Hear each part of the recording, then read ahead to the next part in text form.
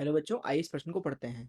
उभयनिष्ठ उत्सर्जक व्यवस्था में क्या होता है? आइए इस प्रश्न की मुख्य अवधारणा की चर्चा करें। दरअसल किसी भी ट्रांजिस्टर के अंदर तीन फलक होते हैं, जिनमें दो फलकों की प्रकृति समान होती है और तीसरा उन फलकों के विपरीत प्रकृति का होता है। तो यहाँ पे ट्रांजिस्टर बना लेते हैं। ट्रांजिस्टर के अंदर दो अवक्षय परत होंगे तथा तीन फलक होंगे। मान लीजिए ये एन है, तो सबसे किनारे वाला भी एन होगा और बीच वाला पी हो जाएगा। और अगर ये पी हुआ तो सबसे किनारे वाला भी पी होगा और बीच वाला एन हो जाएगा। इस फलक को बोला जाता है उत्सर्जक फलक। इस बीच वाले फलक को बोला जाता है आधार फलक और इस फलक को बोला जाता है संग्राहक फलक। उत्सर्जक का मुख्य काम होता है आवेश वाहकों का उत्सर्जन करना, इसलिए इसको अत्यधिक अपमिश्रित किया गया होता है और ये काफी चौड़ा भी होता है। वहीं इस आधार का काम होता है उत्सर्जक के द्वारा उत्सर्जित किए गए आवेश वाहकों को उत्सर्जक से संग्राहक की तरफ पहुंचाना, इसलिए जो आधार होता है वो काफी पतला रखा जाता है।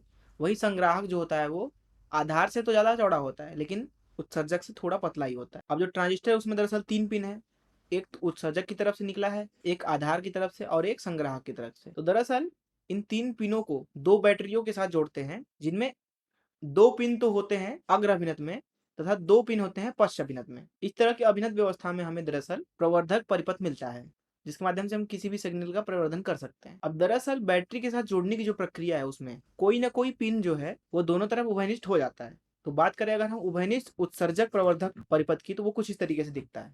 यहाँ पे आप देख सकते हैं कि जो उत्सर्जक है दरअसल वो इधर भी उभयनिष्ठ है और इधर भी। उत्सर्जक को आप हमेशा इस तीर के निशान से पहचान सकते हैं, जो कि दिखाता है कि आवेश वाहक उत्सर्जित हो रहे हैं। तीर की दिशा धारा की दिशा दिखाती है। तो यहाँ पे मान लेते हैं कि जो उत्सर्जक से धारा प्रवाहित हो रही है वो आई है। यहाँ पे मान लेते हैं कि जो आधार से धारा प्रवाहित हो रही है वो IB है। संग्राहक से जो धारा प्रवाहित हो रही है वो IC है तथा उत्सर्जक से जो धारा उत्पन्न हो रही है वो IE है। ऐसी स्थिति में यहाँ पे जो IE का मान लिखा जा सकता है वो होगा IB प्लस IC के बराबर।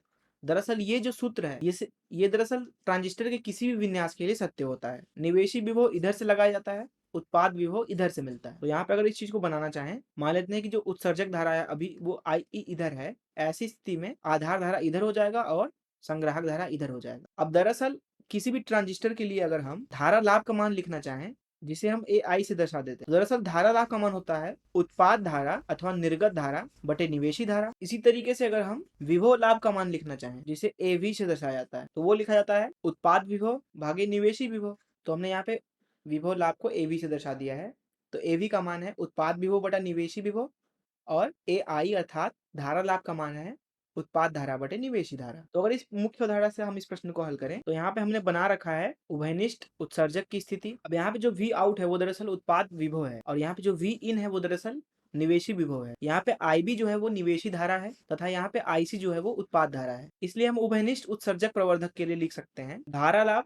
दरअसल उभयनिष्ठ उत्सर्जक की स्थिति में जो धारा लाभ होता है उसे बीटा से दर्शाया जाता है। तो यहाँ पे धारा लाभ का मान हो जाएगा IC बटे IB के बराबर। इसी तरीके से अगर हम विभव लाभ का मान लिखना चाहें, जिसे AV से दर्शाया जाता है, वो लिखा जाएगा कितना आपको उत्पाद विभव मिला अर्थात V आउट भागे कितना निवेशी विभव है अर्थात V इन। इसी तरीके से हम लिखते हैं शक्ति लाभ, जिसे हम दर्शा देते हैं AP से। वो लिखा जाएगा कितना आपको उत्पाद शक्ति मिल रहा है अर्थात P आउट भागे कितना आपने निवेशी शक्ति डाला है अर्थात P इन। अब जो P आउट होगा वो हो जाएगा V out I out. I out दरअसल कुछ और नहीं बल्कि IC है भागे P इन मतलब V इन गुणे निवेशी धारा, वो जो कि है IB के बराबर।